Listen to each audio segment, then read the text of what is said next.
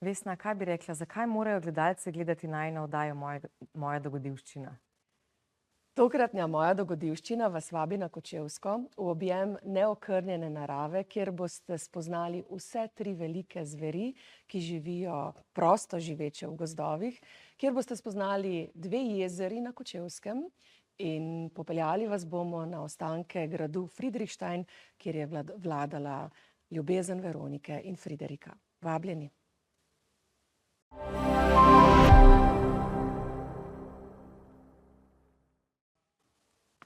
Dobrodošli v novi oddaji Moja dogodivščina.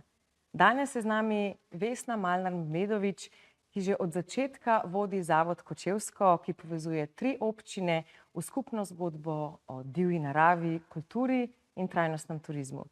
Pod njenim vodstvom je Kočevsko postalo ena najbolj prepoznavnih zelenih destinacij v Sloveniji. Naj povem, da sem tudi jaz sama iz tam doma, tako da Vesna, dobrodošla v naš studio. Hvala, da si se odzvala vabilu. Evo, midve se poznava, tako da se bova v tem pogovoru tudi tikali. Tako da, ko pomislimo na Kočevsko, na Kočevje, običajno najprej pomislimo na medvede, a ne? Na gozdove, prelepe naše gozdove, pragozdove, medvede. In mnogi se medvedov bojimo. Meni tudi v resnici ne bi bilo prijetno, da ga srečam v živo, v naravi ga še nisem.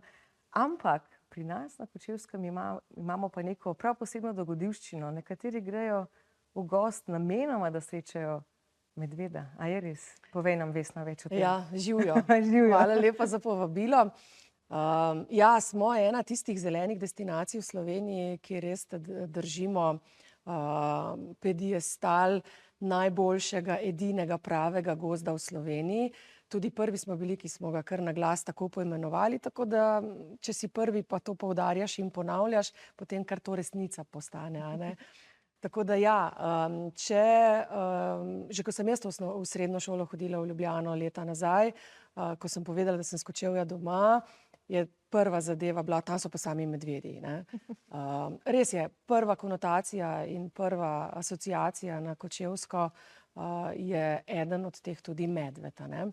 In ko si bila ti v mlajših letih, si hodila po gozdu brez težav. Zdaj, ko malo več živiš v Ljubljani, izven te zelene narave, ti je pa vedno težje iti v gozd, ne.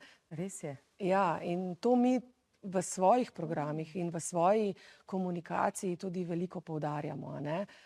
Ne samo mestni ljudje, ampak ljudje, ki niso vajeni narave ali živeti z njo, imajo res ali strah, ali malo distance, ali pa tudi nekakšen dostop do narave bolj prefinjen, kar je prav. In naša naloga je, da to naravo varujemo. Zato tudi izhajamo iz tega, da želimo vse programe pričarati in prikazati ljudem v vodeni verziji, z zgodbo zadaj, z vsemi izobraževalnimi zadevami, kaj narava je, kaj ljudje v naravi lahko naredimo slabega in kako z naravo lahko sobivamo. In z živalmi, ki pri nas živijo. Glede na to, da smo ozemlje na velikem delu Evrope, kjer živijo 3 velike zveri v prosto živeče, torej ris, medved in volk, smo na podlagi tega razvili številne turistične programe, s katerimi ljudem prikažemo, kako te živali, prosto živeče, živijo pri nas, kakšno je njihovo okolje, da so vendarle zveri in da se moramo do njih tako obnašati. Prikažemo v programih, kaj v naravi puščajo, kakšne sledi in kako lahko vidimo, da so tam bile. Zato je nastal ta tako močno opevan 5-zvezdični program, ki ga je Slovenska turistična organizacija tudi ožigosala kot 5-zvezdičnega, kot kakovostnega, opazovanje medveda v njegovem naravnem okolju. Dobili smo številne nagrade na to temo, imamo zelo, zelo močno povpraševanje in letno zabukirane programe. So cenovno višje kakovosti, tudi zaradi tega, ker želimo, da so gostje, ki ta program bukirajo, da se zavedajo, kam pridejo in da so tudi pripravljeni za to plačati. ne dobijo samo osnovno opazovanje medveda, ampak celo zgodbo, kar se medveda tiče. Torej, ti kot gostja bi bukirala program opazovanja medveda na Kočevskem in bi dobila dvodnevni, enodnevni ali poldnevni program, vključujoč vodnika, vključujoč celo zgodbo, vključujoč opazovanje narave, kako medved pušča sledi v okolju, kako ga opazimo, pa to niso samo stopinje. To je še 1001 druga skrivnost v gozdu, ki kaže sledi, kje je medved bil, pa ga ti kot nevešč opazovalec ne moreš videti, ne. In potem dobiš oziroma si lahko privoščiš gozdni piknik, ki ga organiziramo v okviru programa. Na koncu pa seveda sledi še opazovanje tega medveda v za to pripravljeni opazovalnici, z vsemi varnostnimi protokoli zraven, kar pomeni, da smo mi v sodelovanju z Zavodom za gozdove in lovci z našega konca razvili tako dober odnos, da oni tudi sodelujejo v tem programu in z nami na opazovalnici sedi tudi lovec, ki skrbi za vašo varnost. Zanimivo. Ko tako razlagaš, je res, morda tudi, ko sem te vprašala, kako je videti ta dogodivščina opazovanja medveda, ampak mi je bilo zanimivo, kako si naredila cel uvod, na nek način izobraževalni, a ne, da si postavila eno tako ekskluzivno doživetje v nek kontekst, da preden doživimo dejansko, vidimo medveda, da nas naučijo tudi vodniki, a ne, kaj to pomeni, kje, kako medved živi, kje pušča sledi, da smo lahko malo bolj pozorni na to, kaj se v gozdu dogaja. Na nek način meditacija, preden potem vidiš medveda. Hkrati tudi piknik, malo kulinarike naše. Absolutno, ampak to je ključno. Naša zgodba temelji na tem, da želimo gostom, ki pridejo in doživijo to, kar jim mi želimo prikazati, da jih tudi izobražujemo. Celotna zgodba turizma na Kočevskem izhaja iz trajnosti, izhaja iz varovanja okolja, izhaja iz izobraževanja ljudi na tem področju. Kar pomeni, da poleg naših vseh programov ključno vlogo pri vseh teh zadevah vodijo naši vodniki, ki so vsi zelo, zelo dobro izobraženi iz tega področja in oni so tisti, ki so prvi stik s tabo kot z gostjo, so prvi stik s tistim, ki pride v naše kraje in morajo te zgodbe podati na ta način. Ne samo o medvedu, ne samo o živaleh, tudi recimo o pragozdovih.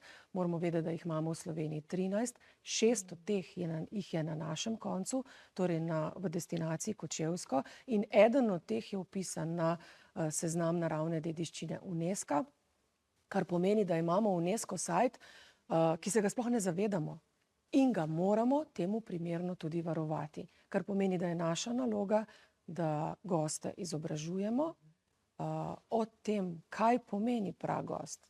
Recimo, a veš, kakšna je oznaka, da v pragost vstopaš in kje ne smeš prav biti? Večina ljudi v Sloveniji tega ne ve, razen gozdarjev in tistih izobraženih posameznikov. Naredili smo test, na primer. Šli smo v srednje in osnovne šole in smo spraševali otroke, ali vedo, kakšna je oznaka za prepoved vhoda v pragost. Večina, skoraj 5%, če jih je vedelo, nihče ni vedel. Ne? In 2 modri črti na deblu pokažeta, da od tu naprej pa človeška noga naj ne gre, tu pa narava vlada. Zelo dobro, res mi je blizu to, tudi s temi oddajami bi želela tudi to predati, ne?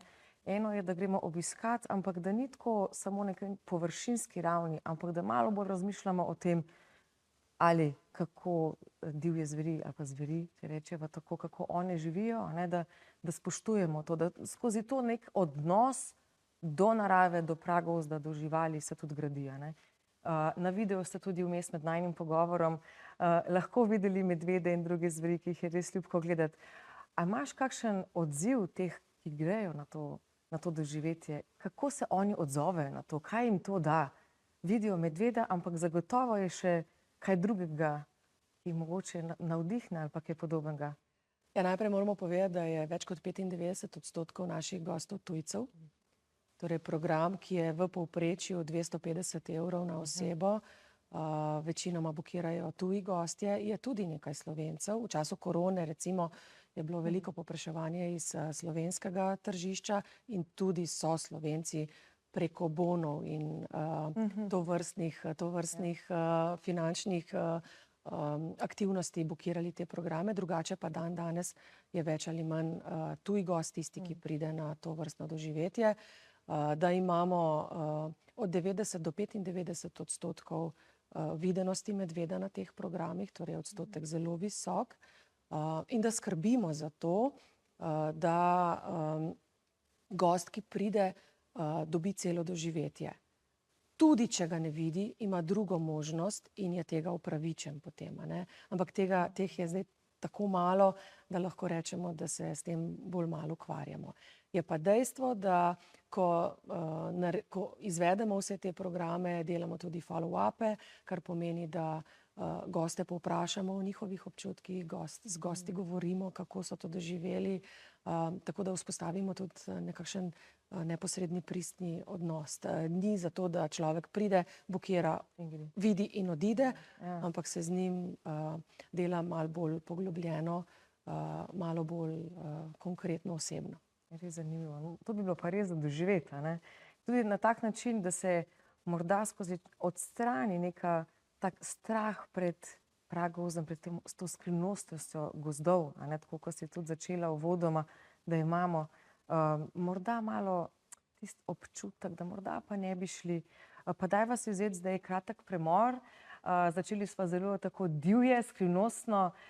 Vzameva si kratek odmor, potem pa kmalu nadaljujemo z oddajo Moja dogodivščina.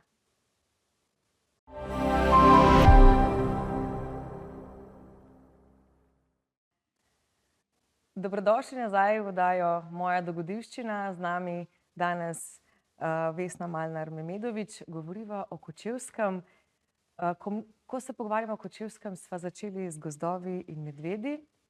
Meni je pa seveda najljubše Kočevsko jezero. Ko jaz pomislim na Kočevje, seveda pomislim na jezero Kočevsko, ki je nastalo kot, ne, včasih je bil tam rudnik. A nam malo več poveš o tem jezeru, kako je bilo včasih, kako je danes? Jaz ga imam v spominu še od čist majhnih dni, smo še drsali gor na jezeru, tega zdaj že kar nekaj let ni. Tudi z avti so se vozili pri jezeru, ja, marsikaj se spomnim.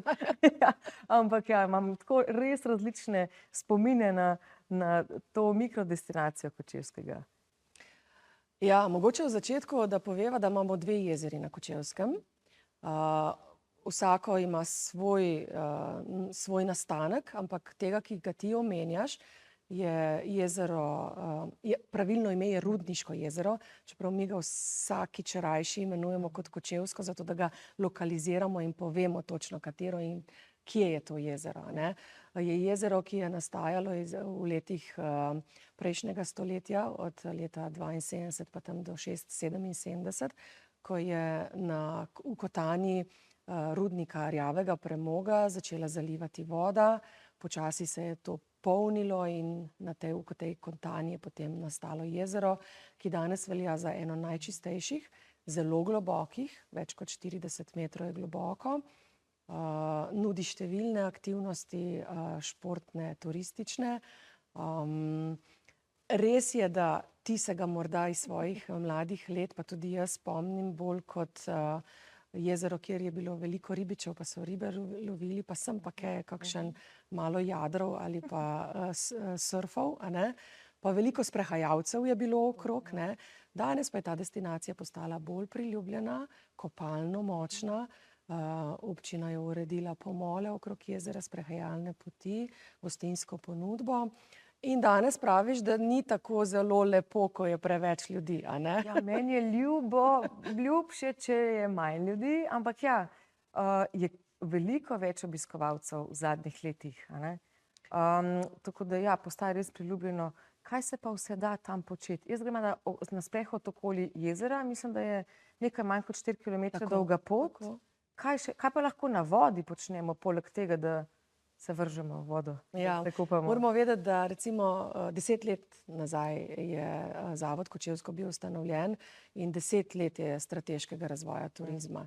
Torej v teh 10 letih je tudi promocija za destinacijo in okolico in kraje okrog Kočevja postala močnejša, zato da so ljudje tudi uvideli in nas poznali, a ne. Za voljo tega toliko povečanje števila ljudi ob samem jezeru. Je pa tudi drugo dejstvo, kar je osnova turistične ponudbe, da je v poletnih mesecih voda obvezen vir. Torej ti potrebuješ ali gost po eni strani, da te shladi, ali vodo, v kateri se ti shladiš, a ne. Zato je ena od teh ponudb tako zelo dobrodošla tudi Kočevsko jezero. Mi ga sicer kot turistično ponudbo ne postavljamo v prvi plan, je pa definitivno ena od ponudb, ki jo v Kočevju imamo. Torej, poleg plavanja, poleg tega, da se shladimo, supanje, ribolov, jadranje, zelo, zelo močen je dodana vrednost tega jezera v opazovanju ptic. Moramo vedeti, da so številni habitati zaščitenih ptičjih vrst v okolici samega jezera. Zdaj, če bom, upam, da bom pravilne številke povedala, ampak več kot 64 vrst ptic, 15 od teh zelo močno zaščitenih, gnezdi nekje v okolici tega Kočevskega jezera. Zato je opazovanje tega še naša naloga kakšnega programa razviti. Ja, to mogoče ni tako izpostavljeno, kakor opazovanje medveda, ampak se pa vidi, jezero, ko prideš, ko parkiraš, greš tja na te pomolčke in to relativno novo leseno pot ob obali, tukaj res vrši ljudi, tukaj se kopamo, na drugi strani tam, kjer so pa te habitati, tam je pa res tako umaknjeno in se prav vidi, tukaj je prostor za obiskovalce, tam je pa prostor za živali. Ampak ribolov je pa tudi kar popularen tam, a ni? Velja za res jezero, kjer so zelo velike ribe ali... Ja, zelo velike, veliko jih je, ribiči radi prihajajo, tako domači kot tuji. Zdaj v zadnjih 3 letih smo tudi ribolovna mesta uspeli nekako urediti, tako da smo jih ne omejili, ampak lokalizirali. Oštevilčena so, kažem. Z leti je jezero postalo uporabno za več različnih uporabnikov, a ne. In je bilo potrebno zadeve urediti na ta način, da ne bo krega in medsebojnega nerazumevanja, da je pač jezero za vse in smo skupen jezik in skupno pot potem pripeljali do tega, da so se uredila ribiška mesta, da so se uredili pomoli in vsa ostala ponudba. Je pa dejstvo, da je danes še vedno jezero v privat lasti, da je večina lastništva okrog jezera ni občinska, zato je tudi občina z tega vidika bolj hendikepirana pri samem urejanju, ne. Z veseljem bi naredila še kaj več, pa pač ne gre, a ne. Zato je infrastruktura še malo podhranjena. Kar pa tudi ni tako slabo, a ne. Da takoj spremeni jezero, če je zraven, če so hoteli, če je zelo veliko restauracij, saj je gostinska ponudba, a ne, tik ob jezeru, morda dovolj ena takšna, a ne, vsaj v mojih očeh, da se potem držimo tega neke zgodbe o trajnosti, a ne, da ne naredimo iz tega res neke silovito popularne destinacije.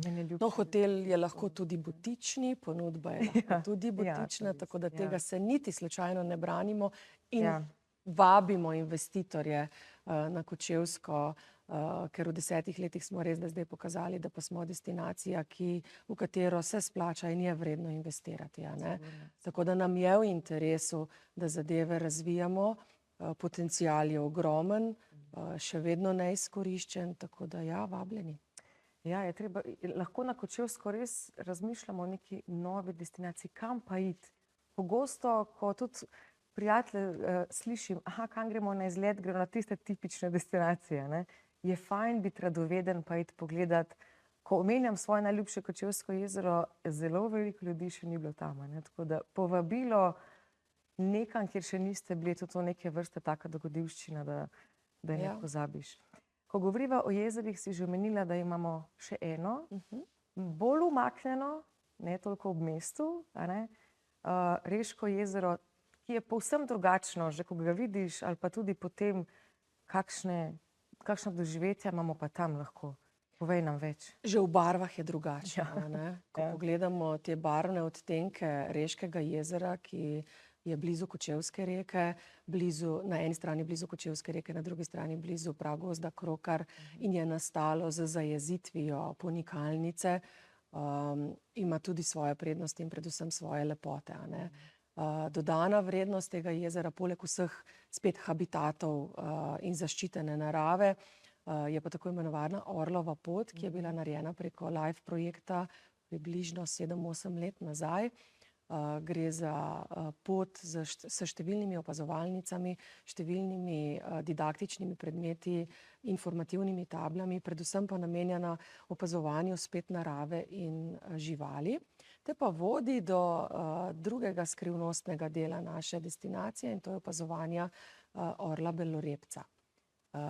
Je na Kočevskem, ima gnezda in ima potomce. Tako da je viden. Pa vsakokrat, ko greš tja pogledat? To pa ne. To pa ne. To pa malo težje, da ga načrtujemo, da pride. Sej Tako. to je tudi neke vrste. Ne? To Tako. ima svoj čar, da ne moramo čisto vsega načrtovati. Gremo tja, ali bo danes ta orel. Pa verjetno se tudi umika stran od ljudi, bi rekla. Ptice. Ja. Ko govoriš o orlovi poti, ta pa ni krožna. Ne moramo iti okoli jezera, tako da... Ne, ta pa ni krožna. Ja. Ta je pa speljana na različne načine, z različnimi točkami in isto govori pot oziroma opisuje pot same, če mu lahko rečem, zveri, njegovo življenje, način, kako živi v naravnem okolju in kdaj ga lahko tudi vidimo. Ne? Kopati se ne smemo tam verjetno. Ne? Ni dovoljeno ali ni priporočeno? Kako to drugo. Ni priporočeno. Raje ne. Ja. Jaz sem tukaj si omenila barvo. Kočevsko je modro, tam je pa tako zeleno, rjavkasto. Ja, odvisno od letnega časa. Ne? Odvisno, tudi rdeče je že bilo. Zanimivo. Ko se barve prelivajo. Ja. Ne? Moram še enkrat. Hvala za to. Midve si bova ponovno vzeli čas za kratek odmor in se vrneva kmalu še z eno zelo zanimivo dogodivščino, ki bo jeseni.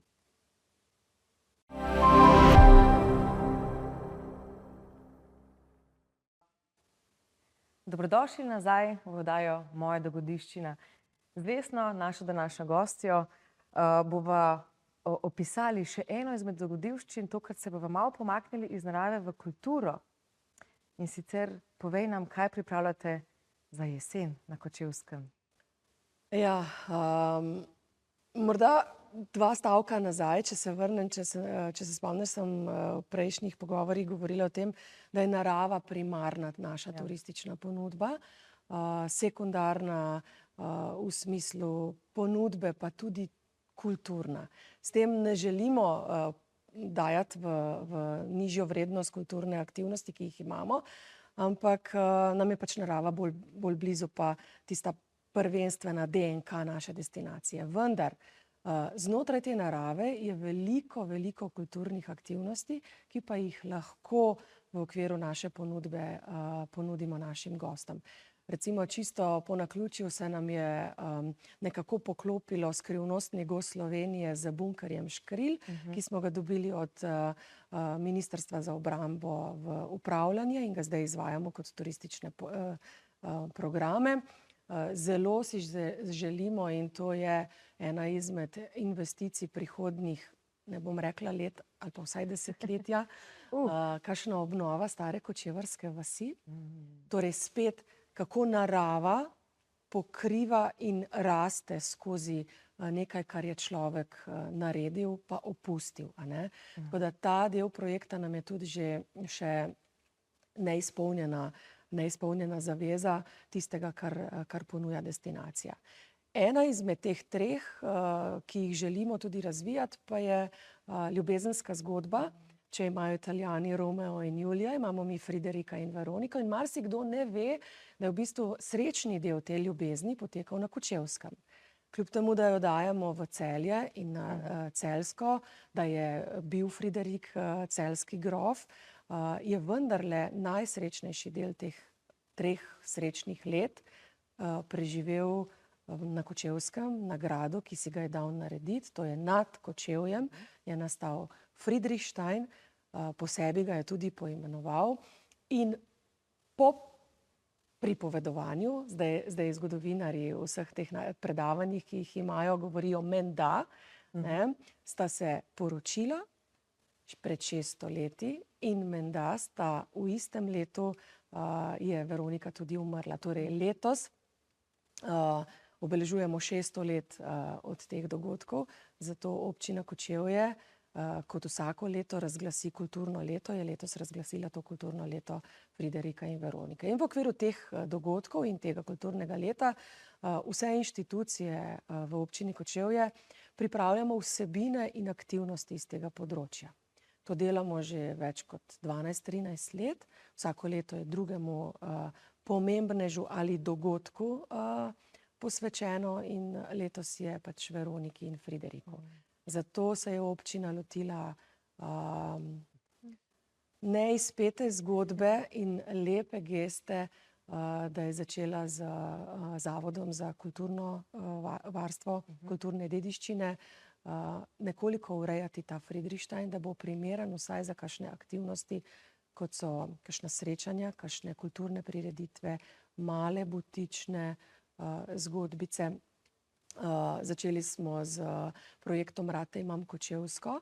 To je projekt, s katerim mladim osnovnošolcem in srednješolcem nekako v DNK, njihov DNK vlagamo to lokalno pripadnost in so jih s Pokrajinskim muzejem Kočevje popeljali na Friedrichstein in povedali zgodbo, jim razložili vse aktivnosti in to peljemo skozi celo leto.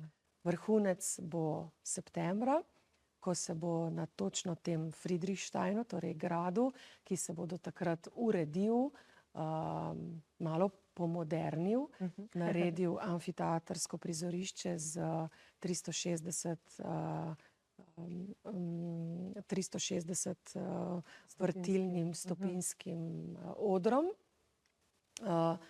da bo na vpogled možnost kakšna predstava, kakšna glasbena za sladokusce zgodba in ta del bo nadgradnja te kulturne dediščine znotraj naših turističnih programov, ki jih želimo razvijati. Na Kočevskem mestu vse nekako z naravo povezano, ne? Ta grad je lepo gor na hribu. Režijo bi prosila za fotografije, imava pripravljenih ene par, da si lahko gledalci predstavljate, kako to videti, ruševine gradu. Res so ruševine. Res so ruševine in od teh ruševin ni veliko ostalo. In te ruševine so redna dnevna ali tedenska vikend pohod velikega števila lokalnega prebivalstva.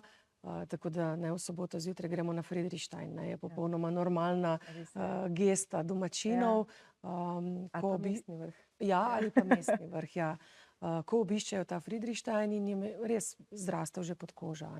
In zdaj z urejanjem vseh teh aktivnosti želimo, da te ruševine pripeljemo do te stopnje, da bo grad varen, torej da bodo malo ruševine nakazale, kje je v bistvu grad bil in hkrati ponujale tudi možnost organizacije raznih malih dogodkov na gradu, kar je pa dodana vrednost iz kulturnega in turističnega področja. Spet neko tako butično doživetje. Najprej se treba malo povzpeti gor.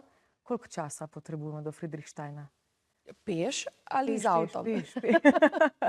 Zdaj ne bom govorila iz svojih izkušenj, ker nisem to vrstna pohodnica, ampak se je treba potruditi. Kakšnih 45 minut do 1 ure, kar je sprehoda, je pa tudi pot z avtomobilom urejena po makadamski poti in potem še kakšnih 15-20 minut hoje gor.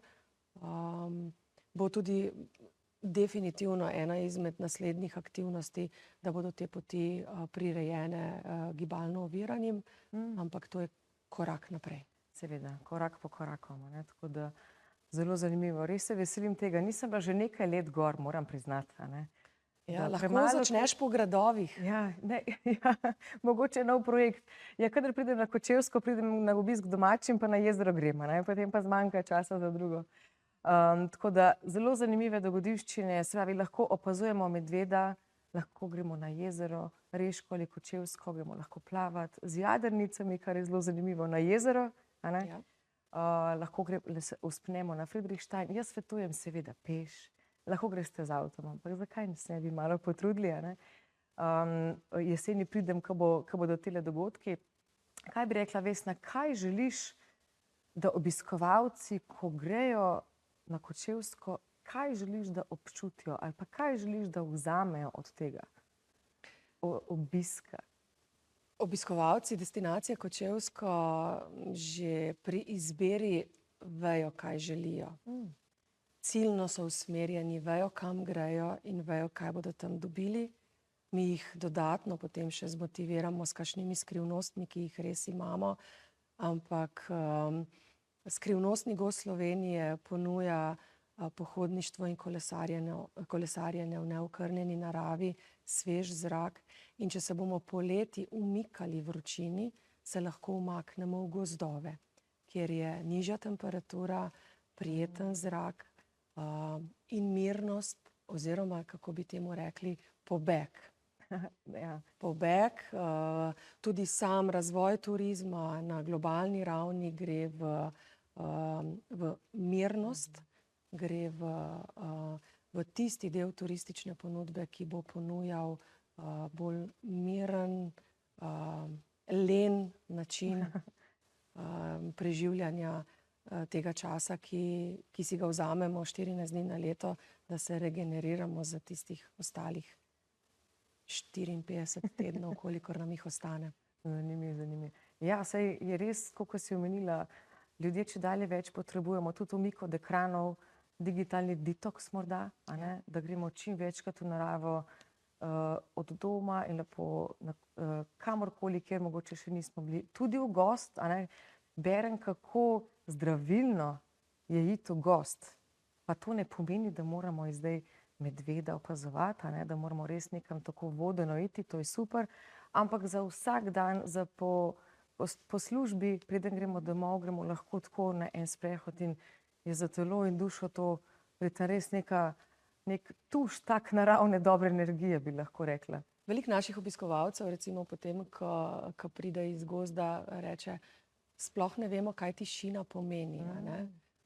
Vsi ste vajeni v mestih ali vsi smo vajeni v družbi vseh ljudi, ki nas obkrožajo in v rednem dnevnem delovniku ves čas nek šunder okrog nas, a ne? Če ga čisto po domače povem, a ne? Ko pa potem pridemo v nek objem gozdov, so pa najprej prestrašeni. Ker je tišina, potem pa ko tišino zaznajo, potem zaznajo pa še vse ostale zvoke, ki pa jim niso znani. Od zvoka vetra do zvoka ptic, do zvoka šelestenja dreves, do zvoka vseh živali, ki se premikajo, pa jih mi sploh ne zaznamo, a ne. Temu prav pravijo gozdna terapija, izhaja iz Japonske, a ne. Shinrin-yoku, nekaj v tem smislu se reče. In torej najprej zaznaš tišino, potem se pa odpre čisto nek nov svet. Vesna, lepa hvala, da si bila danes naša gostja. Meni si ponovno spodbudila, da grem še malo kam drugam, ne samo k jezeru, ko pridem domov. Vam, drage gledalce, drage gledalke in dragi gledalci, pa hvala, da ste bili še enkrat z nami. Res dobrodošli v naše Kočevsko, k jezeru, k medvedom, v gost in pa še kaj boste sami raziskali.